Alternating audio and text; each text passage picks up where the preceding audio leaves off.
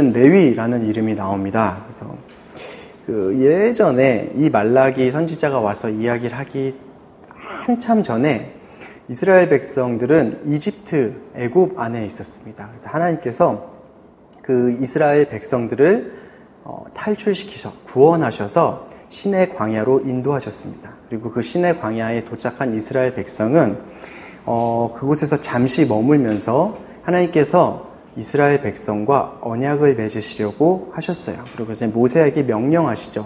성막을 지어라, 그리고 율법을 주겠다. 그게 뭐냐면 성막을 지어서 내가 이제 너희와 함께 있겠다. 그리고 율법을 주어서 너희는 이제 나의 백성이고 내가 너희를 열방의 제사장 나라로 삼겠다. 그러니까 그에 합당한 역할을 어떻게 해야 되는지, 그것에 대한, 어떻게 살아야 되는지 그 삶에 대한 언약을 주시는 거예요. 근데 하나님께서 무슨 일인지 그 약속을 주는 그 신의 산 밑에 그 신의 광야에 있잖아요. 그래서 모세가 올라가서 그 약속을 받는 동안 밑에서는 어마어마한 일이 일어난 거예요. 무슨 일이 일어났냐면 이 아론이라는 모세의 형을 부추겨서 금송아지를 만드는 사건이 일어납니다. 그러면서 그 금송아지 보고 이 금송아지가 우리를 애굽에서 이끌어낸 하나님이다 라고 말하면서 위에서는 모세가 하나님과 대면해서 하나님의 율법을 받고 하나님께서는 이 나라를 향한 그 계획을 모세에게 전해주는 그 시각, 밑에서는 금송아지를 만들어서 우상숭배를 하는 이런 아이러니도 아닌 이런 역설적인 일이 막 일어나고 있는 상황인 거예요. 그래서 하나님께서 그걸 아시고 모세에게 이야기를 합니다. 이스라엘 백성이 타락했다라고. 나온 지 얼마 되지도 않았는데 타락했다라고 이야기를 하는 거예요. 그래서 모세가 급히 내려왔습니다. 내려와 보니 저 멀리서 웅성웅성 떠드는 소리가 들리는 거예요. 그래서 그 여호수아가 보좌하고 있어서 가니까 이게 무슨 소리냐? 전쟁이 났나? 그랬더니 모세가 전쟁의 소리는 아닌 것 같다. 그래서 갔더니 이게 무슨 일이냐면 사람들이 그 금송아지 옆에서 춤을 추고 먹고 마시고 왁자지껄 떠드는 소리였던 거예요. 그러니까 이게 모세가 너무 어이가 없고 화가 난 나머지 자신의 손에 들고 있는 걸 던진 거예요. 근데 그게 손에 들고 있던 게 하나님 주신 그 돌판을 던져서 깨요. 너무 화가 나서 이제 앞뒤 생각도 없는 거죠. 그래서 말씀에 이렇게 적혀 있어요. 그 상태를 바라보고 모세가 화가 부글부글 끓어올랐다고. 그래가지고 그 돌판을 자기가 들고 있는 게 뭔지도 모르고 던져버린 거예요. 그래서 깨집니다. 그러고 나서 그 송아지상한테 달려가서 송아지를 불에 넣어서 잘근잘근 깨가지고 없애버려요. 부셔버려요. 이제 그러고 나서 이제 아론에게 책망해서 도대체 형은 무슨 일을 하는 거냐? 백성들한테 지금 무슨 일을 한 거냐? 무슨 짓을 한 거냐? 이렇게 이야기를 했고 또 아론과 그 백성들을 책망해요. 근데 그랬는데도 불구하고 그 이스라엘 백성들이 통제불능의 상태에 있었다고 이야기를 합니다. 그렇게 모세가 한쪽에서 그 60만 명이잖아요. 그 장정만 60만 명이니까 많이 치면 200만 명 정도 되는 그 사람들이니 모세가 한쪽에서 시끄럽게 혼내고 다그치고 책망을 해도 저쪽 끝에서는 신경도 안 쓰고 계속해서 먹고 마시고 우상숭배를 하고 있는 모습이 있었던 백성들이 도저히 통제불능이었다라고 말씀에서 이야기를 합니다. 그래서 그것을 바라보던 모세가 이렇게 이야기를 해요. 이것을 보고 진영 입구, 그 이스라엘이 있는 그 진영 입구에 서서 누가 여호와의 쪽에 서겠느냐 내게로 오라라고 말했습니다. 그러자 레위의 아들들이 모세 옆으로 와서 쫙 도열을 합니다. 그래서 모세는 하나님의 명령대로 레위의 아들들에게 진영 여기서 저 끝까지 두루 다니면서 너희의 형제와 가족과 이웃을 치라 그래요. 그래서 그 레위인들은 칼을 들고 달려가면서 진영 이쪽 끝에서 저쪽 끝으로 가면서 자신의 가족과 형제, 그 죄악에 빠져있는 이스라엘 백성들을 처단합니다. 그래서 그날 한 3,000명 가량 죽었다고 해요. 그러니까 이 모세 레위의 아들들, 레위 족속들이 여호와의 편에 서서 하나님의 그 진노를 사는 그 우상 숭배의 죄악을 처단하는 그 하나님의 공의의 칼로서 하나님 말씀에 순종하는 일을 했어요. 그러고 나서 이제 모세는 다시 시내산에 올라가서 하나님 앞에 용서를 구하고 중보 기도를 해서 하나님과 다시 출발을 하게 되죠. 그러고 나서 또 시간이 지나서 또 다른 사건이 벌어진 거예요. 광야에서 있는데 이제 모압 땅, 시딤이라고 하는 곳에 잠시 머물 때가 있었어요. 그래서 이제 이때 이제 가나안에 들어가야 되는데, 그때 이제 정찰병들이, 이거 못 들어간다, 우리 다 죽는다, 이렇게 해서 불순종해서 이제 광야에서 40년 동안 돌아야 되는 시간이 이제 찾아오고, 그렇게 광야에서 돌고 있는 중에 시딤이라는 그 모압 쪽에 이제 자리를 잡고 있었던 거예요. 근데 그곳에서 무슨 일이 있었냐면, 민수기 25장의 내용인데, 모압 여인들이 이스라엘 백성들을 꼬시기 시작해요. 그래서 음란한 짓을 이렇게 하도록 이렇게 부추깁니다. 그리고 모압 여인들이 자신의 신들에게 우상 숭배하는데 이스라엘 백성 보고 같이 가자라고 얘기를 해요. 그러면 당연히 안 된다. 우리는 하나님을 섬기기 때문에 갈 수 없다라고 해야 되잖아요. 그런데 이들이 같이 갑니다. 그리고 그곳에서 먹고 마시고 놀고 그들의 신의 잔치, 그 우상 숭배에 참여했다고 이야기를 해요. 그래서 하나님께서 진노하셔서 이 이스라엘 백성에게 진노하셔서 전염병을 보내세요. 그래서 그 전염병이 이스라엘 백성을 싹 쓸어가고 동시에 하나님께서 모세에게 말씀하세요. 이 백성의 지도자들을 다 끌어내서 죽여야 한다. 왜냐하면 그 백성의 지도자들이 이들을 잘 제어하지 못하고 이들을 우상숭배 가운데 끌고 갔으니, 그래서 그 지도자들에게 책임을 물으라고 할 때 이 분위기가 이렇게 심각할 거 아니에요. 그래서 많은 그 이스라엘 회중들은 그 회막물 앞에 모여서 울었다고, 통곡하고 있었다고 해요. 근데 한 눈치 없는 사람인지는 모르겠는데 한 이스라엘 그 남자가 미디안 여인을 데리고 자기들의 형제와 자기들의 가족에게 데리고 온 거예요. 그러니까 또 그 음란한 것들을 하려고 자기네 진영 가운데로 데리고 온 겁니다. 상황도 모르고 자기가 죄 짓는 것을 지금 막 이렇게 실행을 하려고 하는 거죠. 그때 제사장 아론의 손자이고 엘르아살의 아들인 비느하스라는 사람이 있었어요. 근데 이 사람이 그것을 보고 분개해서 창을 들고 그 사람과 그 여인이 들어간 텐트에 가서 그 둘을 죽여요. 죽이고 나서 그것으로 인해서 하나님의 진노가 멈추게 됩니다. 그래서 시편에서는 이 비느하스의 중죄로 인하여서 하나님께서 전염병을 그치셨더라라고 이렇게 고백을 해요. 그래서 그래서 그러한 사건 뒤에 하나님께서 이 비느하스에게 뭐라 그러냐면 민수기 25장 11절에서 13절이에요. 제가 읽어드릴게요. 제사장 아론의 손자이며 엘르아살의 아들인 비느하스가 그들 가운데서 나에 대한 열심을 보여줌으로써 이스라엘 자손을 향한 내 진노를 돌이켰으니 내가 이스라엘 자손을 내 질투심으로 인해 파멸시키지 않겠다. 그러므로 내가 비느하스와 평화의 언약을 맺는다고 말하여라. 비느하스와 그의 뒤에 오는 후손들에게 영원한 제사장직의 언약이 있을 것이다. 이는 그가 자기 하나님을 위해 열심을 내서 이스라엘 백성들의 죄를 속해 주었기 때문이다. 그러니까 이때 평화의 언약을 하나님께서 비느하스와 비느하스의 후손들, 비느하스는 아론의 손자죠. 그건 무슨 말이냐면 제사장 가문이란 뜻이에요. 이 제사장 가문에 영원한 제사장의 언약을 맺어주신 거예요.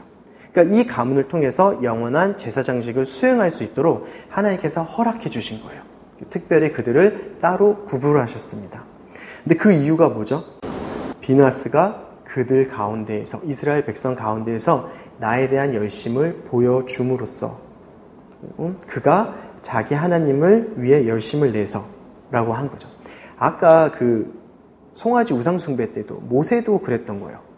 화가 부글부글 끓어올랐고 모세의 곁에 섰던 그 레위 족속, 자기의 가족과 형제를 알아보지 아니하고 하나님의 법을 쫓아갔던, 그 다음에 아론의 손자인 이번 사건의 그 비느하스도 역시 그랬던 거예요. 뭐냐면 하나님을 경외하고 하나님을 너무 사랑해서 하나님을 무시하거나 하나님을 욕되게 하는 것을 참지 못하는 거예요. 그러니까 그들의 마음 안에 강력하게 붙잡았던 게 뭐냐면 다른 게 아니라 하나님의 질투였던 거예요. 하나님을 버리고 하나님 외에 다른 것과 간음하는 그 우상 숭배하는 것에 대해서 하나님께서 맹렬한 진노, 질투를 느끼신다고 하셨거든요. 그래서 그 질투로 인해서 진노를 발하시고 그 질투로 인해서 이스라엘 백성이 멸망당할 수도 있었던 일을 비느하스가 그 하나님의 질투의 그 마음을 가지고 공의의 칼을 휘둘러서 하나님의 진노가 멈추게 된 거예요. 그래서 하나님이 그 이스라엘 백성을 다 죽일 것을 멈추신 거죠. 그러니 비느하스를 통해서 이스라엘 백성의 평화와 생명이 허락된 거예요. 그것처럼 하나님께 대한 그 열심이 그 하나님의 마음을 알게 되고 그 하나님을 위해서라면 다른 게 하나도 보이지 않았던 거죠. 우리도 살다 보면 많이 화가 날 때가 많죠. 분개하죠. 사도 바울도 분개했다고 이렇게 표현이 돼요. 사도행전에서 아테네에 들어가서 봤더니 우상들이 너무 많은 거예요. 그래서 오 맞네가 아니라 그 우상들이 많은 모습을 보고 사람들이 그 우상 숭배를 하는 것을 보고 마음의 심이 분개했다 그래요. 그러고 나서 그가 한 것은 이제 복음을 전하고 하나님이 누구신지 선포하는 일이었죠. 이때 나오는 그 분개도 하나님에 대한 그 하나님의 그 질투하는 마음을 가진 거예요. 그러니까 우리가 이 땅을 바라볼 때 우리 안에도 그런 마음이 있기를 원합니다. 이 하나님을 모르고 하나님을 조롱하고 하나님을 욕하는 그 세상을 바라볼 때 안 그랬으면 좋겠는데 정도가 아니라 아픈 마음을 넘어서 우리도 하나님의 그 질투와 그 분노하는 마음을 가져야 돼. 그렇다고 막 폭력적으로 이렇게 하라는 게 아니라 우리가 무엇에 화를 내고 우리가 무엇에 요동하는지에 대해서 우리가 가져야 되는 그 거룩한 분노에 대해서 우리가 잊지 않으면 좋겠습니다. 우리가 무엇에 열심을 내고 있나요?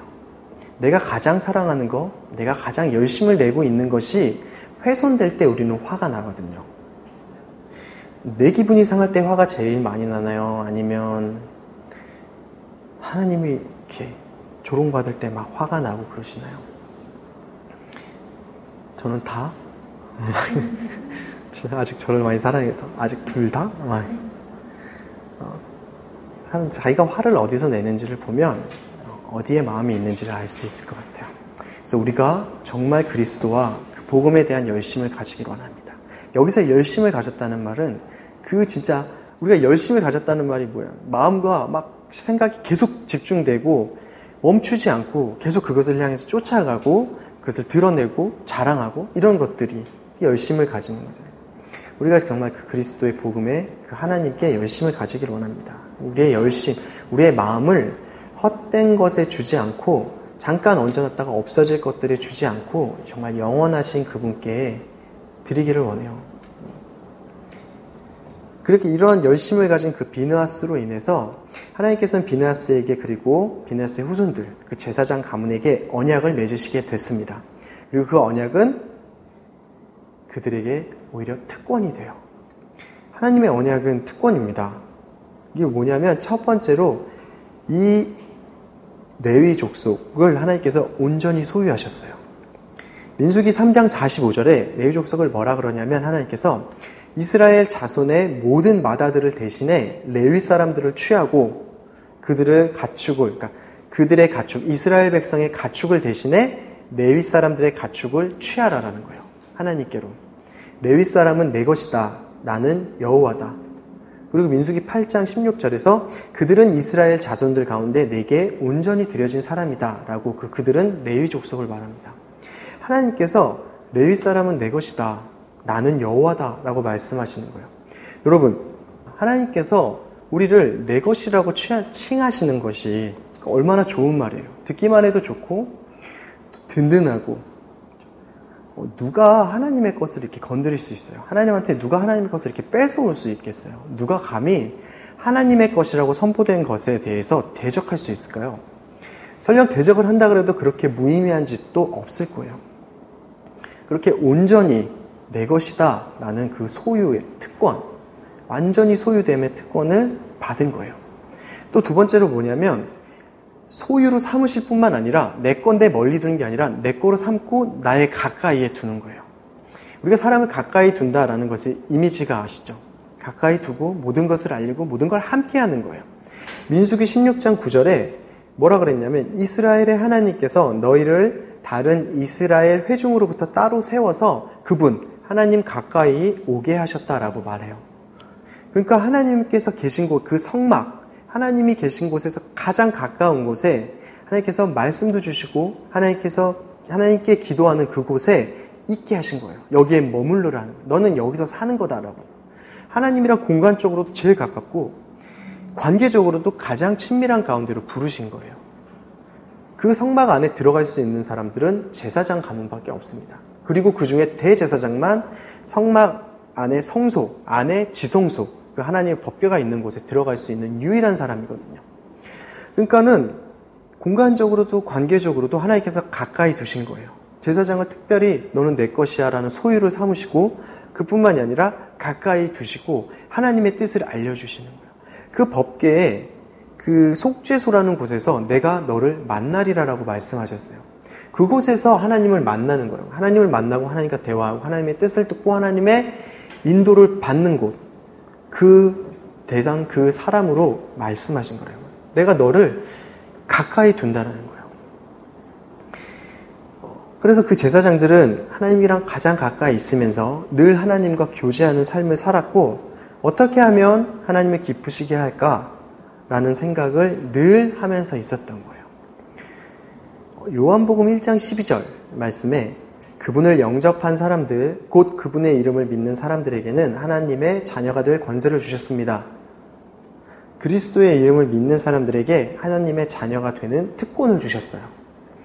요한복음 15장 15절에 나는 이제부터 너희를 종이라고 부르지 않겠다. 종은 주인의 일을 알지 못하지만 나는 너희에게 내 아버지께 들은 것을 모두 알려주었으니 친구라고 부르는 것이다.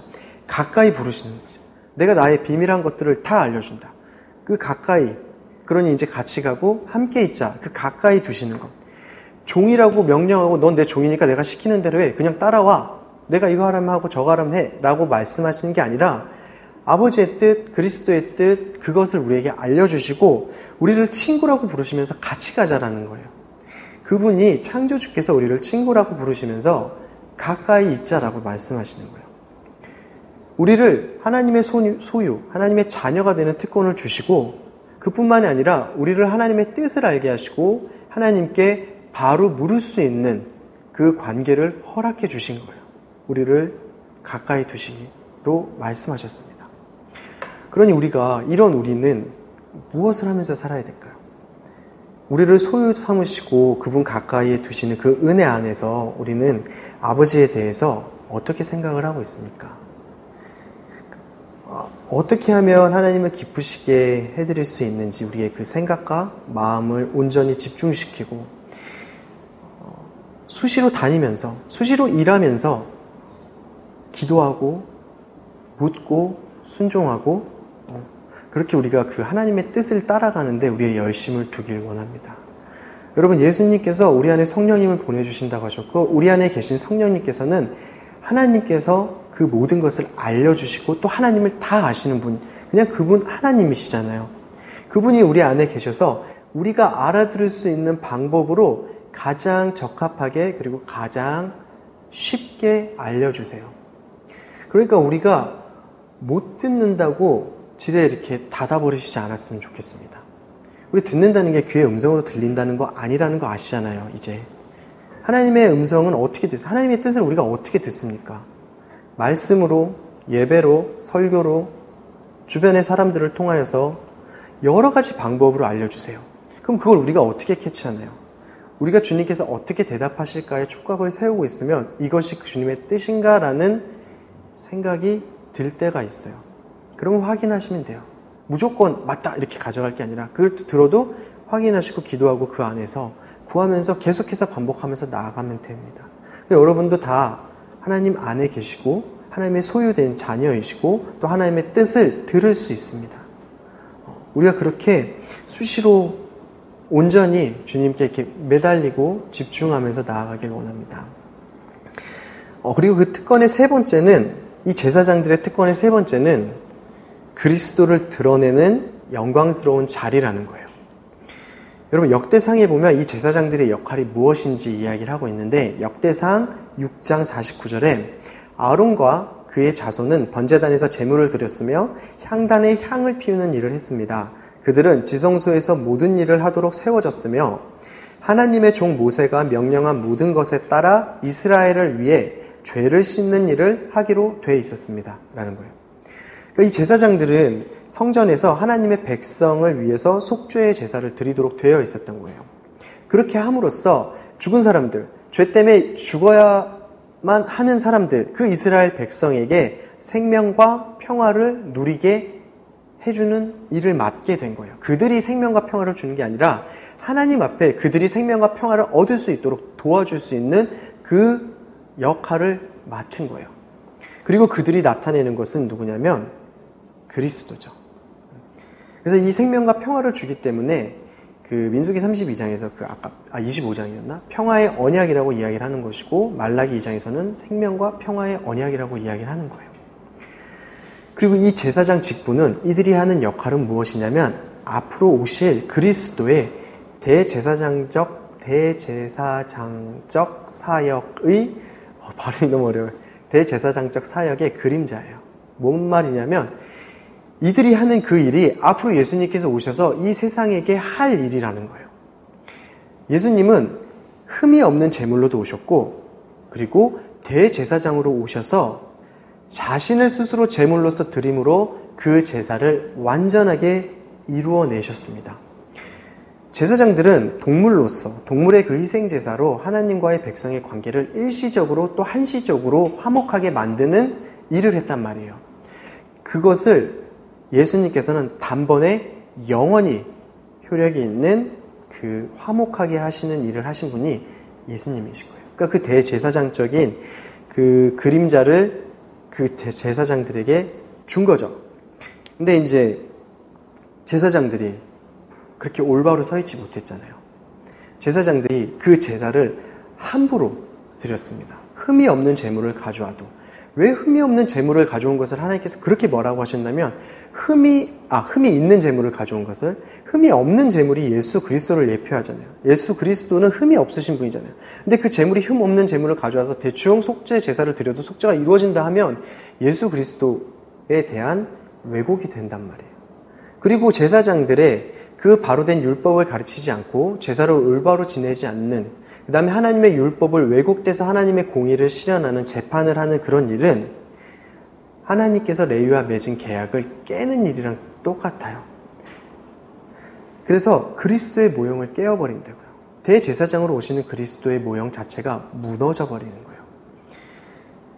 그러니까 이 제사장들이 하나님께서 맺으신 이 레위와 맺은 계약을 소홀히 여긴다는 건 이런 뜻입니다. 첫째로는 그리스도의 모형을 깨어버리는 일이 되어버리고, 둘째로는 하나님의 약속을 소홀히 여기고 업신여기는 일이 되는 거예요. 세 번째로는 백성으로 하여금 잘못된 제사와 그들의 죄로 인해서 평화와 생명을 잃어버리게 만드는 일입니다. 왜냐하면 하나님이랑 관계가 우리가 바로잡히지 않으면 우리에게 생명과 평화는 존재할 수가 없어요. 우리가 하나님이랑 올바른 관계 가운데 화목한 관계로 들어가지 않으면 우리 안에 생명과 평화는 없습니다. 그런데 잘못된 제사로 이 제사장들은 이스라엘 백성들이 하나님과 화목할 수 없게 만들었잖아요. 그러니 당연히 생명과 평화가 없는 거죠.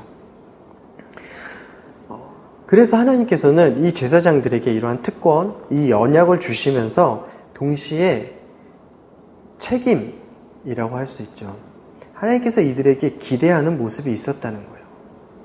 하나님의 입장에서는 기대하는 것이고 우리의 입장에서는 책임인 거죠. 그러니까 하나님의 약속에는 또 책임이 있습니다. 본문 5절에 내가 레위와 맺은 계약은 생명과 평화의 언약이다. 그가 나를 경외하도록 그와 언약을 맺었고 그래서 그는 나를 경외하고 내 이름을 두려워했다라고 이야기를 합니다. 개역개정에서는 이 부분을 내가 이 언약을 그에게 준 것은 그 제사장들로 하여금 경외하게 함이라 라고 되어 있어요. 그러니까 언약을 준 것은 경외하도록 하기 위함이었던 거예요.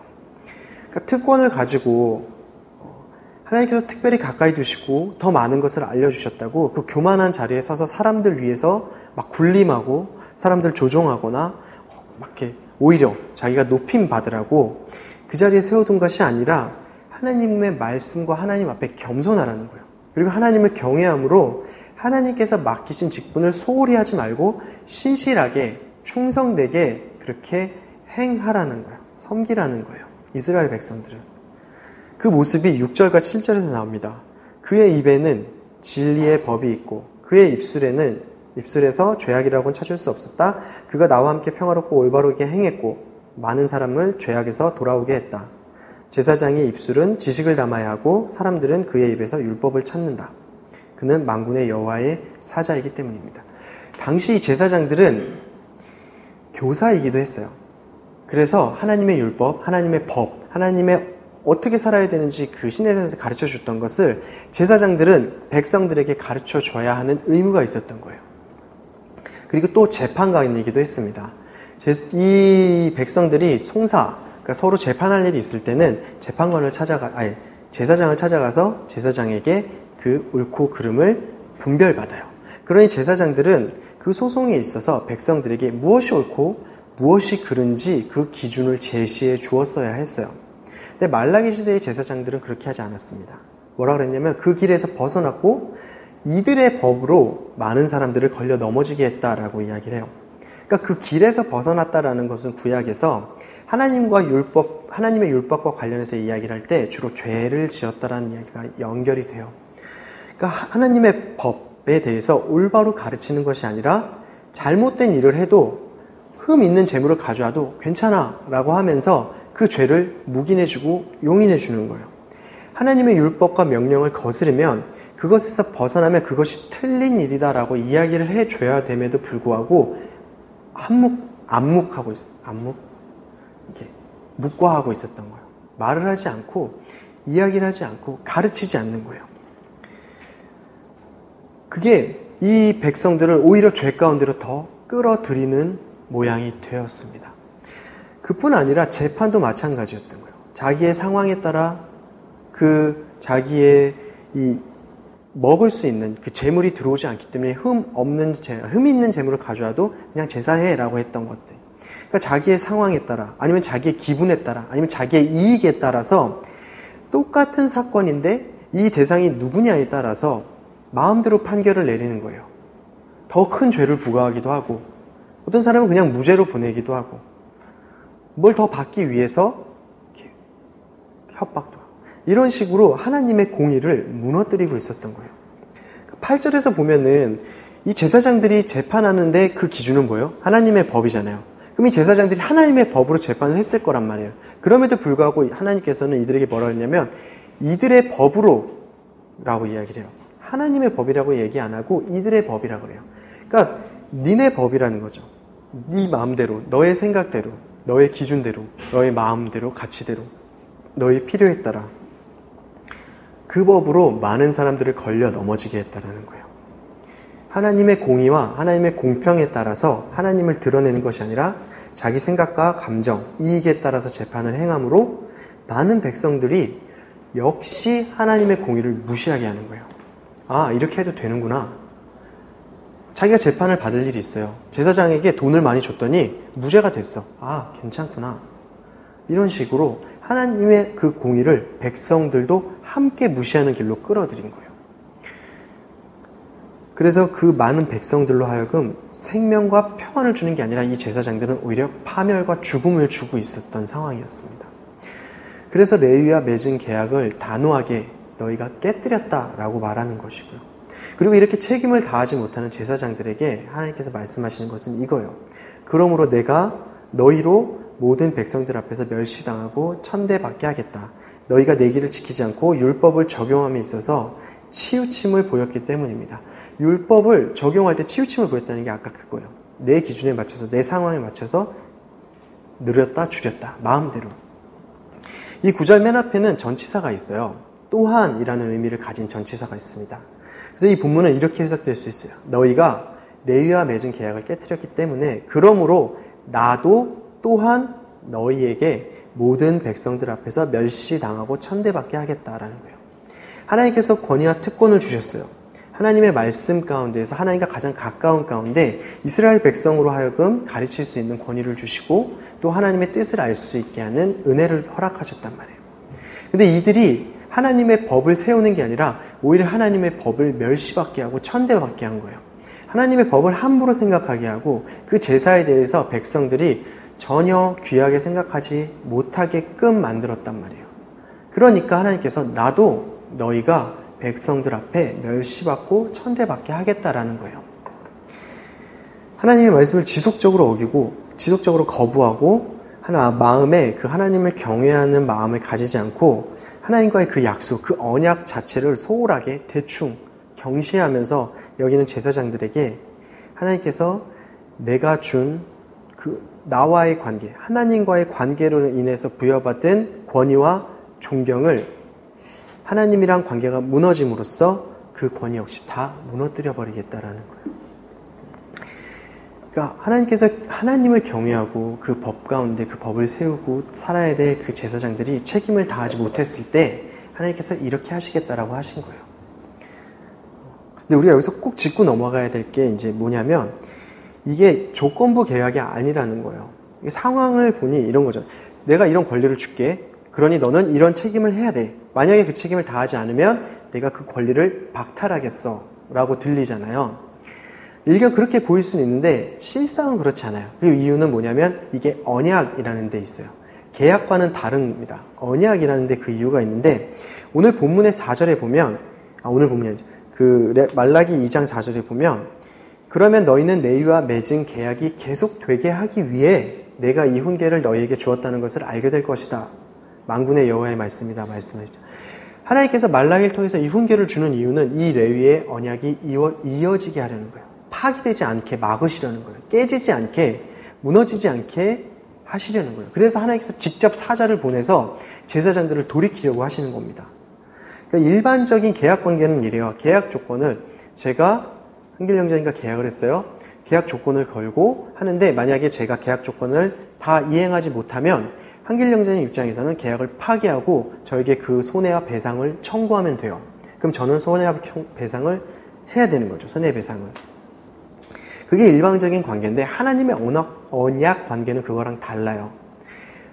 하나님의 명령을 지키지 못하면 하나님께서는 언약을 파기하시는 게 아니라 언약을 지킬 수 있도록 오히려 하나님께서 책임을 지시고 감당하십니다. 그렇게 하나님께서 결단하시고 결정하시고 쭉 이어오고 계세요. 아브라함 때부터. 첫 언약부터 하나님께서는 불리한 언약을 맺으셨어요. 절대적으로 하나님께 불리한 언약. 그래서 우리가 지금까지 사는 거예요. 일방적으로 우리는 계속 하나님의 약속을 어기고 살아감에도 불구하고 어떻게 우리가 살아있을 수 있냐면 그럼에도 불구하고 우리를 생명과 평화로 인도하시겠다라는 하나님이 그 약속하신 언약 그리고 그 모든 책임을 내가 지겠다라고 하신 그 말씀 때문에 여기까지 이어져 온 거예요. 우리는 계속해서 이쪽에서는 그 언약 조건을 무시하고 언약 대상을 무시하고 그렇게 살아가요. 그럼에도 불구하고 그 책임은 스스로 십자가에서 하나님께서 지셨어요. 그리고 언약을 끝까지 이루시는 길을 선택하셨고 또 이루셨습니다. 불합리하죠. 완전 불합리한 거예요. 근데 그게 우리한테 불합리한 게 아니라 하나님께 불합리한 거예요. 스스로 하나님께서는 우리를 대상으로 스스로에게 그 짐을 지고 시작하셨어요. 우리가 다 동등하게 서서 이룰 수 없는 조건임을 아셨겠죠. 하나님 말씀하신 가장 쉬운 이야기도 우리는 지키지 못했습니다. 선악과 먹지 말라. 과일 하나 안 먹으면 되는 건데 그것도 우리는 지키지 못했잖아요. 선악을 알게 하는 나무의 열매. 하나님께서는 우리가 하나님의 그 법들을 주셔도 우리가 그것을 지키지 못할 것을 아셨는지 스스로에게 제약을 거시고 스스로 이루시겠다고 선포하시고 또 그렇게 행하시고 이루셨죠. 그래서 하나님께서는 이것을 이루시기 위해서 이 언약을 지키시기 위해서 우리를 구원하시기 위해서 우리를 살리기 위해서라면 무슨 일이든 다 하십니다. 이 제사장들에게 하나님께서 말씀하셨잖아요. 너희가 멸시 잡고 천대받게 하겠다. 그리고 나서 예수 그리스도를 통해서 회복을 시키시잖아요. 이스라엘을. 그러니까 하나님께서 말씀하시는 경고는 다 소망을 향해서 나아가는 거예요. 죽어라 하는 게 아니라 살리기 위해서 손을 대시는 거예요. 물론 당할 때는 괴롭겠죠. 바벨론 포로 갔을 때 얼마나 힘들었겠어요. 나라가 없어지고 그 믿음이 흔들리는 상황. 돌아와서도 나아지지 않는 상황을 보면서 힘들었을 수도 있죠. 그럼에도 불구하고 하나님께서 이 일을 행하시는 이유는 이들을 온전하게 주님 앞에 회복시키기 위해서라는 거예요. 우리가 살다 보면 많은 일을 경험할 수 있습니다. 그래서 그 많은 일에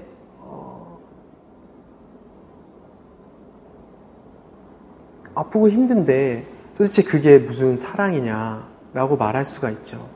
근데 이런 거예요. 죽어야 될 사람인데 그 사람을 살리기 위해서 수술을 해야 돼요.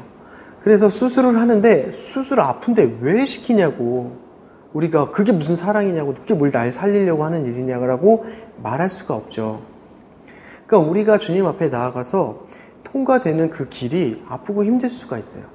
때로는 우리가 주님을 거절하고 우리의 죄 때문에 하나님께 징계를 받을 때도 있을 수가 있습니다. 제가 없다고 말씀 못 드리겠어요. 하지만 분명히 그 이유는 살리기 위해서라고 말씀드릴 수 있어요. 그렇다고 모든 힘든 상황이 다 징계냐? 그건 아니에요. 그것도 잘 분별해야 되는 필요가 있습니다. 하지만 하나님의 모든 일, 우리에게 일어나는 그 모든 일의 주권은 하나님에게 있고, 하나님이 그것을 허락하셨을 때는 하나님의 뜻이 있고 목적이 있는 거예요. 그리고 그분은 선하십니다. 그분은 우리를 사랑하세요. 그래서 우리를 위해서 그분도 아프심을 참고 허락하신 거예요. 여러분, 사랑하는 사람이 아픈 거 보면 아파요, 안 아파요? 아프죠. 우리도 견디기가, 때로는 차라리 내가 아팠으면 좋겠다라는 이야기를 할 때도 있잖아요. 그 마음으로 그 자리에 계신 거예요. 그 마음으로 그곳에 계신 겁니다. 우리가 그 하나님의 성품을 더 신뢰하고 하나님을 더 믿기를 바라요. 그분의 섭리, 우리의 삶을 한시도 내버려 두지 않으세요. 붙들고 계신다는 그 사실을, 그리고 무엇보다 우리를 하나님께서는 사랑하시고 절대 포기하지 않으세요. 그것을 우리가 기억하길 원합니다. 그것을 잊지 않기를 바라요. 그래서 우리는 그런 그 은혜와 하나님의 그 사랑 안에서 하나님을 사랑하는 마음으로 마땅히 우리가 걸어가야 할 길을 걸어가기를 원합니다. 하나님께서 우리를 기대하세요. 우리가 하나님이랑 가까이 있고 하나님을 경외하고 하나님 앞에서 잘 서 있기를 기대하세요.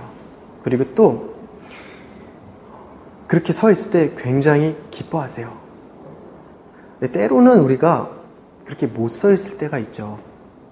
그럴 때도 주님은 우리를 그 길을 걸어갈 수 있게 도와주세요.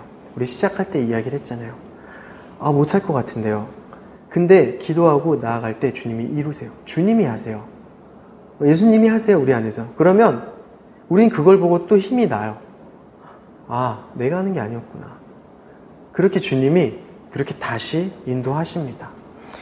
그리고 그게 우리의 기쁨이 되고 우리의 소망이 되고 우리의 힘이 되어가는 거고요. 여러분 모두가 다 제사장이세요. 여러분이 계신 곳에서, 한 가정에서 여러분이 제사장이고, 한 직장에서 여러분이 제사장이고, 여러분이 있으라고 하신 하나님께서 세우신 그곳에서 여러분은 다 하나님의 제사장이십니다. 그곳에서 하나님을 경외함으로 하나님과 가까이 온전히 하나님의 소유된 사람으로서 그리스도를 드러내고 빛과 소금의 역할을 감당하실 수 있기를 기도하겠습니다.